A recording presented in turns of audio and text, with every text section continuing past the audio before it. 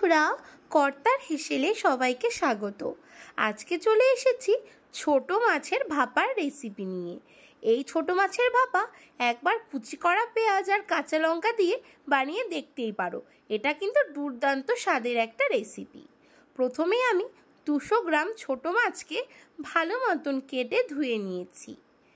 আর দেখতেই পাচ্ছ, এই মাছগুলো কিন্তু সচরাচর সবসময় অ্যাভেলেবেল পাওয়া যায় না, বর্ষাকাল বলেই এটা পাওয়া যাচ্ছে।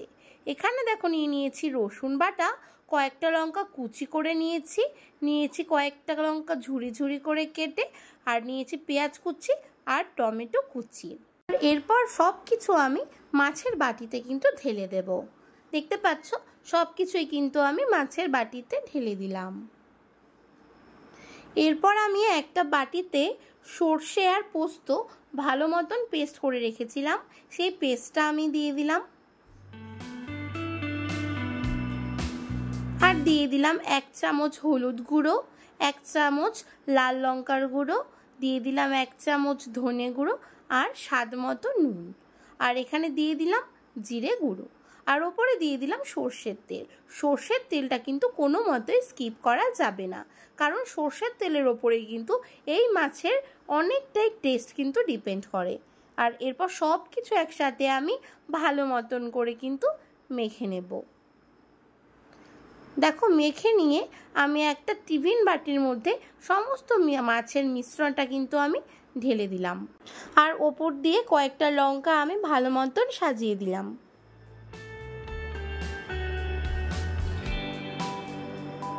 তার উপরে দিয়ে দিলাম মশলা ধোয়া জল,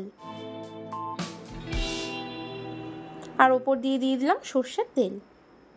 এবার টিফিন বাটির মুখটা আমি ভালো মতন করে কিন্তু লাগিয়ে দেব, কোনো মতোই যেন জল না ভেতরে ঢুকতে পারে। এরপর একটা বড় সসপ্যান বসিয়ে অল্প জল দিয়ে একটা স্ট্যান্ডের ওপর আমি টিফিন বাটিটা বসিয়ে দিলাম, আর ঢাকা দিয়ে দেব 10 থেকে 15 মিনিটের জন্য। 10 থেকে 15 মিনিট পর ফিরে এলাম। তোমরা কিন্তু এটাকে ঠান্ডা করেই বের করবে, গরম অবস্থায় কিন্তু কোনো মতেই বের করবে না। তোমরা দেখতেই পাচ্ছ, আমার কিন্তু ছোট মাছের ভাপা একদম রেডি।